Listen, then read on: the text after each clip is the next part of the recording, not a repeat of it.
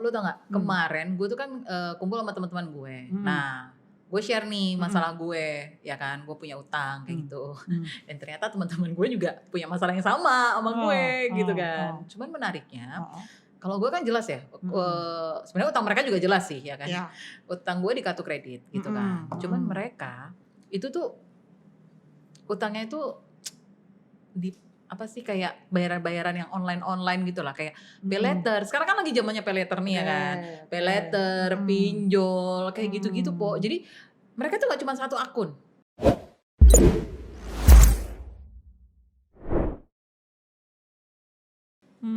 Ya karena Ada kan banyak, belanja kan macam-macam ya, bisa di macam-macam e-commerce betul. dong. Nah, dan mereka itu ya utang itu akhirnya utangnya jadi banyak ya kecil-kecil itu karena memang mereka belanja gitu kan. Bener kata lo, mereka belanjanya nggak cuma di satu e-commerce tapi ada banyak. Nah, kayak ini contohnya aja nih ya, ada tuh gue nggak mau sebutin namanya siapa, nggak perlu kita sebutin juga. Jadi dia itu udah pakai GoPay Later. Nggak apa-apa dong ya, gue sebut ya. Okay. Terus ada juga yang karena ini beda-beda loh, skemanya biasanya beda-beda.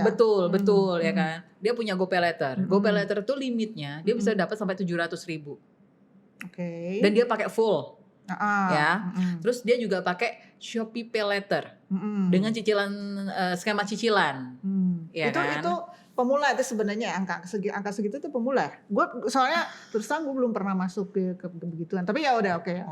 Kita anggap kecil-kecil ya. Kecil-kecil lah ya. Tapi gitu. banyak. Tapi banyak karena kalau kita ngeliat 700.000 untuk yang GoPay Later tadi ya limitnya dipakai full kayak gitu kan. Kan kecil nih 700.000 ya kan. Terus kayak Shopee Pay Later yang skema cicilan, ada teman gue yang belanja gitu kan. Sebenarnya jumlahnya nggak gede gitu kan. Jumlah belanjanya ya biasa aja lah kayak gitu kan. Cuman memang akhirnya saat di total itu cicilannya dia itu per bulannya nih ya itu tuh bisa sampai 2 jutaan. Ya nggak gede, ya gede kan sih 2 juta. Tergantung gajinya. Iya sih ya. 2 jutaan kayak gitu. Itu di satu e-commerce, ya kan. Terus dia belum lagi beli tiket-tiket. Sekarang ada nih ya kan, kayak Traveloka. Dia juga punya pay later, ya kan. Beli tiket pesawat PP, ya kan. Pulang dari Bali atau lagi liburan kemana, dia pakai pay later. Setelah kemarin pengen liburan. Yes. Ya kan. Gede juga, ya kan. Nah sebenarnya kalau gue pikir ini tuh kayak bahaya menurut gua karena saat kita kan juga kayak ini bayaran bisa bulan depan kok, ini bisa dicicil kok, ini ntar deh kan bisa kayak gitu. Tapi padahal juga nanti kita bisa kejerat sendiri, ya nggak sih? Mungkin karena 1 bulan ini kita bayarnya udah utang ini gitu kan. Nggak taunya segini. Total semuanya kita bayar sampai 5 juta gitu. Ya kan? Padahal kita masih ada tanggungan A, B, C, D, E di luar itu semuanya. Mau nggak mau akhirnya utang lagi untuk nutup utang ini gitu. Kan serem ya. Iya, jadi concern gua sebenarnya yang ingin nantinya ingin gue sampaikan juga ke teman-teman gua adalah sebenarnya kalau kita mau utang ya, apa sih yang harus kita perhatikan atau apa sih yang jadi pertimbangan kita sebelum kita mau berhutang gitu loh. Memulai hutang ya. Yes, gitu. Nah, sekarang gini, karena mungkin pay later tuh dianggapnya enak ya. Kan dibilang ada ya beberapa yang ngasih bunga 0%. Cuman dikasih apa namanya biaya admin lah apalah gitu ya, fee apalah ya. Kalau di Shopee Pay Later nih ya, mereka itu ada biaya penanganan. Ya, istilahnya begitu lah ya. Dan setiap cicilan nih ya, kan ada cicilan 3 bulan, 6 bulan, 12 bulan. Itu kalau gue lihat dari hitungan teman gue nih ya kan, gue hitung sendiri ya, itu kayaknya bunganya beda nih. Ya beda-beda, beda-beda tergantung durasi apa ya utangnya. Iya. Nah gini, jadi pada misalnya gini deh, kita gampang, kita stick dengan yang waktu itu pernah gue ngomong sama lu tentang masalah utang. Oke. Misalnya nih, katakanlah lu punya gaji 7 juta, kan? Terus jugu-jugu lu muter-muter di e-commerce, dapat nih utangan pay later 3 juta. Pay later 3 juta. Dapat 3 juta. Ya lu beli apalah terserah ya. Lu beli apa sesuatu, bisa nih pay later 3 juta kan karena cuman biaya admin ya. Lu kan bunga 0%, lu bisa belanja bayarnya bulan depan, ya kan? Pertanyaan gue, lu bisa ngutang berapa sebenarnya dengan Kan gaji 7 juta tadi gaji ya. 7 juta, Oke. dapat utangan 3 juta, ya kan? Duit yang lu pegang kan 10 juta dong. Nah, kan kalau buat cicilan konsumsi nih, buat utang ya, lu tuh nggak boleh lebih dari 15%. Oke. 15% dari gaji ya? Dari pendapatan, Iya, ya kan? bener. Nah, pertanyaan gue, setelah lu dapat 7 juta, dapat utangan 3 juta, lu bisa belanjain berapa? Cicilan lu tuh boleh berapa? Ya 15% dari 7 juta dong. Pinter lu. Bener dong, ya kan gaji gue 7 juta. Betul, pinter. Tapi kok jadi gaji gue 7 juta ya? Nggak, misalnya kan. Karena gini, karena orang kan gini, pada saat lu punya gaji 7 juta, tiba-tiba lu mau beli apalah ya gitu ya, yang 3 juta apa ya kira-kira ya? Handphone ada ya? Handphone dapat lu handphone lu udah rusak nih, mau beli handphone 3 juta. Tahu-tahu ditawarin sama e-commerce, pay later aja. Kan cuman bayar paling berapa sih gitu kan, ya kan? Ya kan, terus lu ngerasa bahwa yang tadinya duit lu itu lu mau buat bayar kan nggak usah bayar, ya kan? Jadi seolah-olah lu punya duit tambahan 3 juta, bener kan? Terus kayaknya asik nih, gua dapet tambahan duit nih 3 juta. Padahal lu nggak tahu bahwa bulan depan mestinya yang 3 juta ini lu simpan, bulan depan lu bayarin.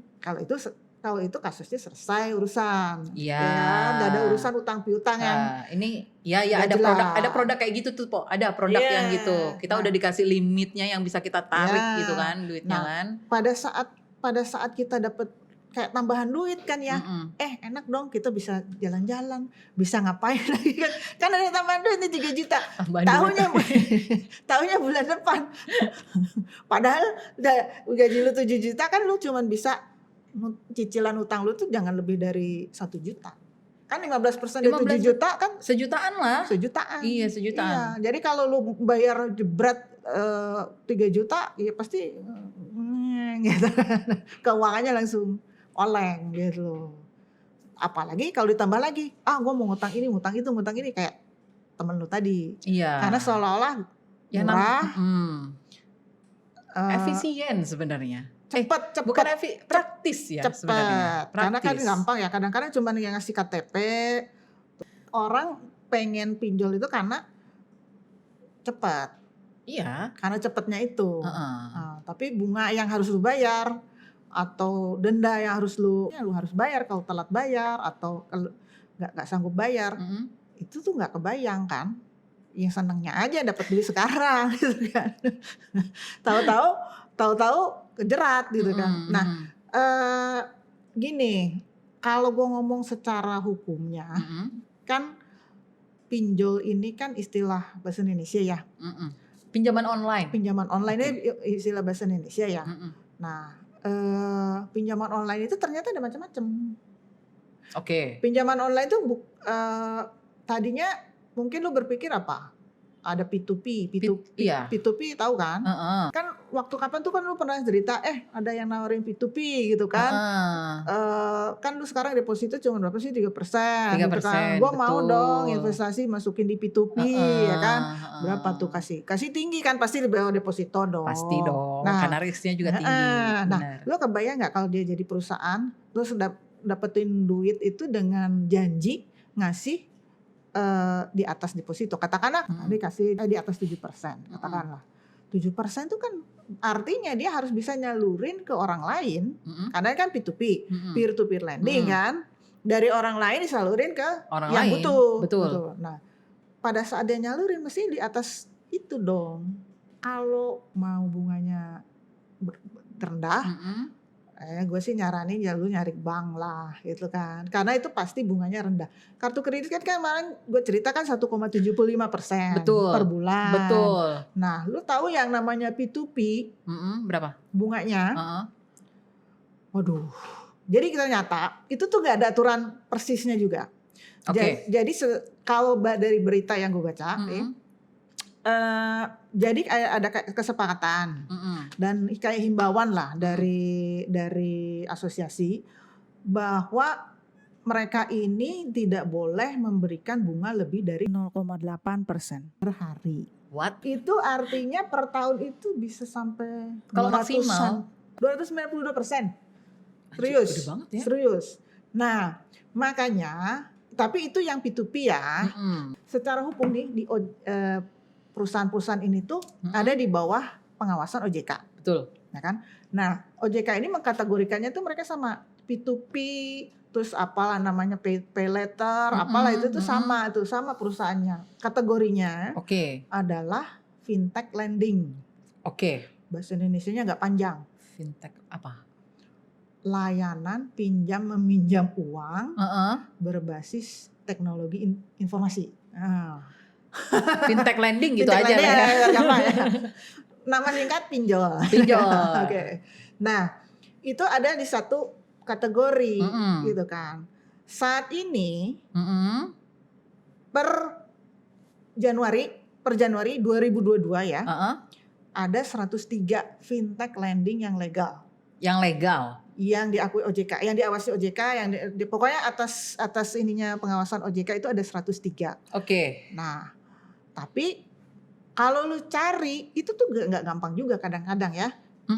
Lu cari di lewat Google gitu, coba gue cari. Ketemunya itu nanti pinjaman online OJK legal gitu ya. Oh iya dong, keluarnya ADV kayak gitu. Keluarnya advertorial semua ya. Ya, benar advertorial. Ini ada tapi dari OJK. Tapi harus scroll dulu. Ya, scroll nggak tahu kemana. Nah, gini, gue kasih clue searching yang gampang. Lu masuk di websitenya OJK, ojk.go.id, ya kan? Setelah itu, lu cari di navigasinya dia itu ada IKNB. Di IKNB. Di IKNB itu ada di sebelah kanan kalau gue nggak salah ada fintech. Itu cari di situ. Nah, nanti di situ di fintech itu ada tuh daftarnya. Yang 103 tadi 103. Itu mereka tuh update. OJK tuh update setiap, kalau gua nggak salah lihat daftarnya itu setiap bulan itu bisa update 2 kali. Daftar namanya itu bisa aja dia mungkin dianggap nggak legal lagi gitu. Kayak gitu. Jadi ya lu pantau terus. Nah, setelah membaca itu juga mungkin lu kadang-kadang nggak ngeh ya, ini siapa gitu kan. Karena gini, kayak misalnya punyanya si Gojek gitu kan kita taunya GoPay Later. Ternyata kalau lu bongkar gitu kan di dalamnya itu sebenarnya adalah Findaya. Tapi kalau kayak misalnya Blibli gitu kan, kita taunya kan Blibli Pay Later. Nah, ternyata itu sebenarnya perusahaan di belakangnya itu adalah Indodana kayak gitu. Jadi kalau di sini kan tulisannya adalah PT ini kadang-kadang dalam kurung Indodana, Findaya apa gitu kayak gitu. Ya memang agak PR sih, cuman daripada lu kejeblos masuk ke pinjol ilegal. Satu lagi, itu yang lu bilang sama temen lu kan pinjaman online-nya legal ya kayaknya ya. Kayaknya legal ya. Anggaplah legal ya. Kayaknya legal ya. Iya. Nah, ada lagi kasus nyemplung masuk ke pinjol ilegal.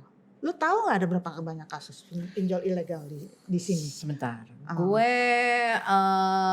ini. Data gue per Maret 2019 itu ada 803. 803 pinjol ilegal.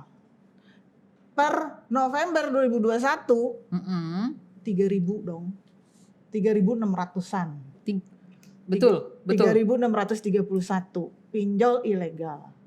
Banyak banget kan, banyak banget. Nah, makanya gue bilang, ya lu effort dikit lah itu kalau misalnya mau minjem ya nggak. Kalau lu mau berhutang, sepertinya sangat harus berhati-hati. Walaupun sangat gampang ya, lu berhutang itu tinggal klik foto KTP misalnya, terus foto diri.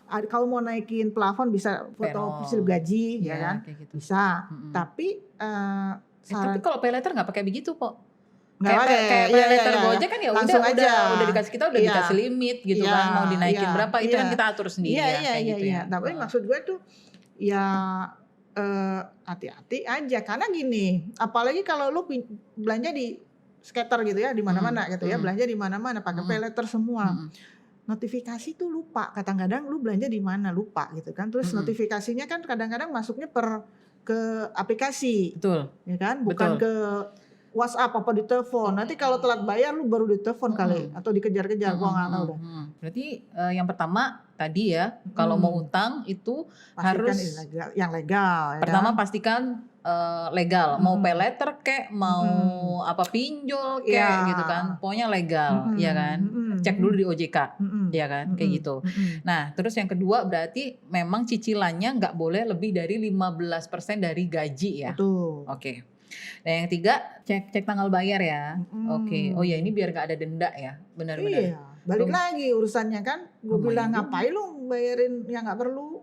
Iya benar, lumayan juga loh kok sebenarnya denda itu. Iya. Oke. Sebenarnya instrumennya gampang banget, cuman ada 3 doang yang jadi pertimbangan kita saat kita mau berutang. Iya kan, gitu.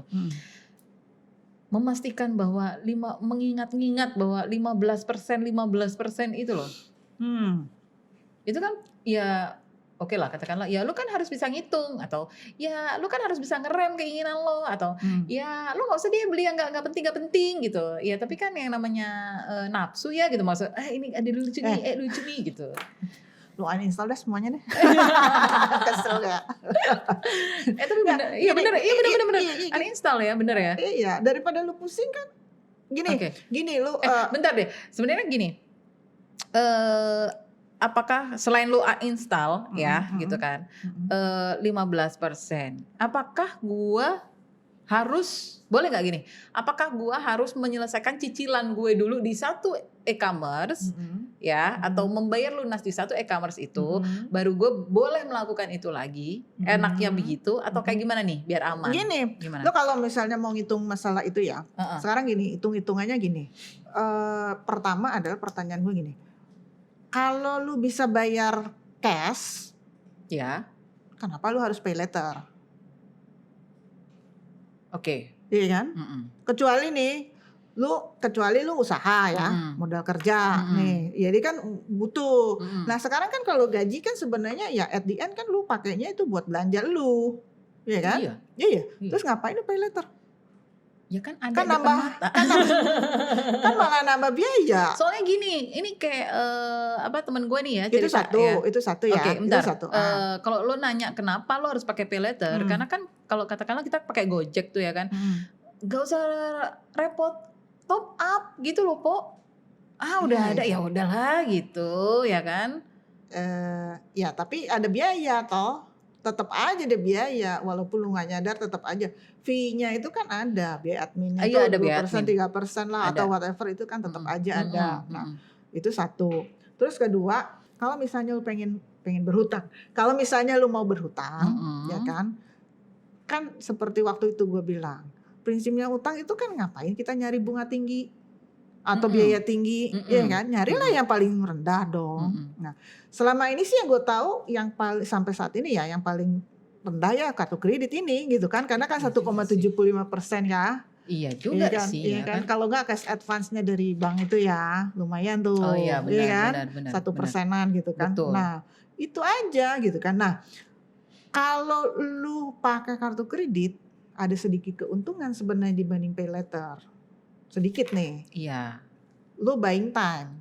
Ya misalnya nih, kan lu belanja tanggal 5 lah, tanggal 5. Terus dia kalau pay letter itu kan berarti tanggal 5 bulan berikutnya lu harus bayar dong. Betul. 100%. Kalau pay letternya tanpa cicilan. Betul. Kalau dengan cicilan setiap tanggal 5 gitu kan. Yes. Nah kalau lu kartu kredit, lu belanja tanggal 5. Cetaknya kan kartu kredit ada cetak. Betul. Ada cetak, ada deadline. Yes. Jatuh tempo. Nah katakanlah cetaknya dia tanggal 4 gitu kan. Enak tuh lu pepetin. Cetak tanggal 4, lu belanja tanggal 5. Iya kan? Kan gak kecetak. Bener kan? Jatuh tempo misalnya 10 hari lah, tanggal 14. Iya. Gitu kan? Tanggal 14 lu bayar. Yang lu belanja tanggal 5 ini kan belum di-charge. Oh iya, di-charge-nya masih bulan depan lagi. Iya, nah, ada spare. Iya benar, ada spare gitu ya. Benar, dan itu lu gak kena bunga apa-apa. Oke. Tapi itu yang punya kartu kredit. Masalahnya untuk orang-orang yang gak punya kartu kredit, pay letter itu jawabannya. Gimana dong, iya kan? Iya boleh aja. Nah, tapi gue juga mau ngingetin nih, Po. Tadi gue iseng sebenarnya, iseng ngitung. Ya gue buka akunnya peleter cicilannya temen gue nanya, lo lagi cicil nggak? Ada cicilan gue. Coba gue mau lihat dong gitu. Terus? Dia belanja ya gini, gue sebutin aja ya angkanya ya, biar ada gambaran gitu. Jadi dia total belanjanya dia, nih ya, 1.031.000 ya. Terus? Nah sama dia itu diubah menjadi cicilan ya, menjadi 12 kali, tapi pakai peleter, oke? Nah dia di situ ditulis, di keterangannya ditulis ada biaya penanganan. Biaya penanganannya itu sekitar 364.000. 30% ya? Ya. 30% kan? Sekitaran 30%-an. Jadi kalau ditambahin semuanya ditotalin kan jadi yang harus dia bayarkan adalah 1.396.000 dibagi menjadi 12 kali cicilan dengan bunga 30%. Gede loh. Iya nggak sih? Iya. Ya walaupun 1 juta, 1,3 dibagi 12 berapa sih? Ya, Tapi makanya bunganya gede juga, 300.000 bos gitu. Lah iya makanya. Jadi, kan kalau kayaknya peleter juga. kalau seolah lo bayarnya kayak 100.000, 200.000 kayaknya gampang. Kayak murah ya gitu kan. Tapi gitu. kalau lo percentage ke apa yang lo nikmati kan gede. Bener, makanya gue bilang. Yang kayak begitu coba lu hitung lagi, jangan asal bahwa ini 100.000 doang, 200.000 doang nggak apa-apa lah gitu kan. Tapi lu yang lu nikmati sama yang lu bayar tuh jomplang sebenarnya gitu loh. Ya artinya lu lebih cermat lah, berhitung-hitung kalau mau pakai ya tadi yang gue bilang. Kalau lu memang punya cash ngapain lu pay letter? Itu kan nambah 300.000, iya kan?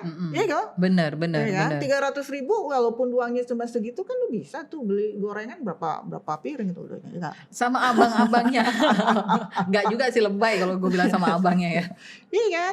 Itu 300.000 tuh lumayan gitu. Lumayan kalau banget. Bisa. Iya gue tadi kaget banget. Iya gila, itu gede. 30% loh kalau dihitung-hitung. Ini sama kartu kredit bahkan. Ya kalau gue sih mending enak kartu kredit ya gak sih? Makanya gue bilang. Ya, tapi itu lagi gak semua orang juga mau pakai kartu kredit untuk sekarang. Karena yang setahu gue itu yang kartu kredit itu yang ada yang namanya BI checking itu. Jadi begitu lu bermasalah di kartu kredit itu kan nyambung. Iya Jadi lu begitu kredit lu satu ini masalah, lu nggak bisa dapetin kredit yang lain. Bener. Nah kalau yang ini kelihatannya agak loose, kelihatannya ya. Gue belum pernah nyobain sih. Lo tertarik kok untuk peleteran ini. Gue belum pernah nyobain terjerat hutang maksudnya, bukan nyobain ini. Males banget gue. Lo tahu nggak? Nih kasus balikin lagi nih kasus fintech ya. Kan gue bilang yang paling pertama lu cek legal apa enggak? Karena mengerikan. Gue bilang yang pinjol ilegal itu sangat mengerikan. Gua nggak ngomongin yang legal ya, ngomongin yang ilegal itu sangat mengerikan. Lu ada banyak lo kasus yang sampai bunuh diri. Serius gue. Bentar deh. Lu ngomongin itu yang bunuh diri pasti korbannya, si pengutangnya. Korbannya loh. Si pengutangnya dong. Yang utang. Nah, gue ada pengalaman ini gue sendiri nih ya. Lo harus dengar. Jadi gue tuh nggak kenal itu orang siapa, ya kan? Ujuk-ujuk aja di SMS waktu itu ya. Tolong dong atas nama ini bilangin dia ada intinya gitu. Dia ada utang segini gitu kan. Temen lu kan? Gue nggak kenal bahkan terus ya. Udah gue ignore kan. Nah gue ignore. Begitu lagi sekali gitu lagi sampai gue ditelepon. Sampai bahkan yang paling gue kesel dan yang gue ini apa sih kan jadi kayak ngeselin banget. Dia tuh ngata-ngatain. Yang dikata-katain gue. Temennya. Gue. Jadi yang dikata-katain gue. Yang bukan yang utang kan? Iya. Gue dan juga lu kebayang nggak nih kayak gitu ya. Lu misalnya lu punya utang di pinjol ilegal nih, mendadak gitu kan. Terus kan handphone lu kan ada di itunya kan karena mereka narik semua address book lu di sini lu tarik. Terus sama dia diteror lah temen-temennya. Nah kalau misalnya dia terus orangnya nelfon gue gitu kan, terus dijelek-jelekin, ini si Tri gitu kan gue kesel ya, Tri lu bayar dong gitu kan, gue nih yang diteror, kan lu bingung juga kan, ya nggak? Benar. Cuman masalahnya kalau kenal lah ini posisinya gue nggak kenal. Pokoknya semua address booknya itu kan ketarik, jadi lu mau kenal mau enggak, jadi dia nge-save nama lu, orang itu nge-save nama lu lah yang akan jadi dikontakin. Nah sekarang kalau kayak gitu gimana nggak mau bunuh diri? Coba gue mau nanya. Malu ya. Pertama malu. Kedua, nah kalau udah kesel kayak gitu kan ya, emang gue mau minjemin sama lu? Kagak lah. lu urusin sendiri. Kalau temen gue sih sebenarnya kasusnya bukan di ilegal ya, tapi Ya. dia Cuman gue juga nggak tahu dia pinjemnya di pinjol mana, akhirnya berbunga dan ya, cuman nggak kekontrol jadinya. Ya itu yang gitu. harus diperhatikan itu. Kalau misalnya dapat pinjaman itu jangan dianggap bahwa itu tambahan duit yang lu bisa belanjain yang tadi gue bilang. Artinya itu yang harus lu keep. Kalau misalnya lu harus disiplin. Itu satu. Dapat plafon itu jangan lu anggap bahwa lu nggak punya konsekuensi, nggak yang harus lu bayar gitu. Karena itu kan tetap aja bukan penghasilan, tapi adalah utang yang pada suatu hari lu harus bayar. Betul. Gitu. Betul. Hati-hati gitu. Intinya hati-hati berutang ya. Karena itu kan semakin apapun bisa dibeli dengan ini, kadang-kadang juga dengan pay later. Nah, kadang-kadang gini, kalau di kartu kredit kadang-kadang ya udah gitu kan, misalnya ada juga tuh kan kalau lu pergi, misalnya laptop lu rusak misalnya gitu, lu pengen beli laptop gitu kan, terus kan ditawarin tuh cicilan 0%, ya nggak masalah gitu kan, cicilan 0% toh nggak ada konsekuensi apapun, ya nggak apa-apa kalau kayak begitu diambil, itu kan bikin lu lega juga tiap bulannya gitu kan. Tapi kalau ada konsekuensi bahwa lu dan bunganya juga, waduh gitu kan, ngeri. Kurang-kurangin bunga lah. Cermat memilih bunga kayaknya apa ya. Kalau ada yang 0% kenapa enggak gitu. Kalau itu tapi biasanya itu kartu kredit ya? Iya, tapi cicilan 0% ini. Yes, kayak gitu. Mungkin juga itu fasilitas sih biasanya. Fasilitas dari merchant buat pembelinya supaya orang merasa bahwa yang dibeli itu achievable gitu. Nah ya kalau kayak gitu dimanfaatin nggak masalah gitu kan. Jadi sebenarnya kalau kita kumpulin duit sampai katakanlah beli laptopnya 10 juta, ya kan? Kita kumpulin duit 10 juta mungkin berbulan-bulan. Tapi kan karena dibutuhkan nih buat belajar, buat kuliah, buat kerja, memang butuh sekarang gitu kan. Ya udah nggak apa-apa. Itu kan memang dibutuhkan dan dipakai gitu. Ya udah beli aja sekarang dengan yang paling murah nih. Kalau lu bilang nyari bunga yang paling murah ya why not kalau 0% gitu. Berarti kalau kayak itu dengan catatan kalau ada kartu kredit gitu kan, atau dengan ada skema cicilan pakai pay later yang 0%. Kayaknya 0% nggak ada yang cicilan deh. Oh gitu ya. Enggak, cuma mungkin kalau yang nggak punya kartu kredit dan dia mau pakai fasilitas pay later, berarti dia harus membandingkan dari satu e-commerce ke e-commerce yang lain. Iya. Untuk harganya ya. Berarti nggak boleh malas untuk itu. Iya. Oke, mungkin itu yang akan gue sampaikan ke temen gue, yang gue share lagi ke temen-temen gue, ya kan. Kalau kita ketemuan lagi, tapi ini emang, ngomongin utang ini emang nggak ada habisnya ya. Apalagi hubungannya sama yang konsumtif tuh emang aduh deh pokoknya gitu. Iya. Oke, thank you ya Po ya untuk sharingnya kali ini. Oke. Ketemu lagi besok-besok. Gak tahu kita mau ngobrol apa lagi nih masalah gue. Oke. Masalah lu dah. Masalah gue.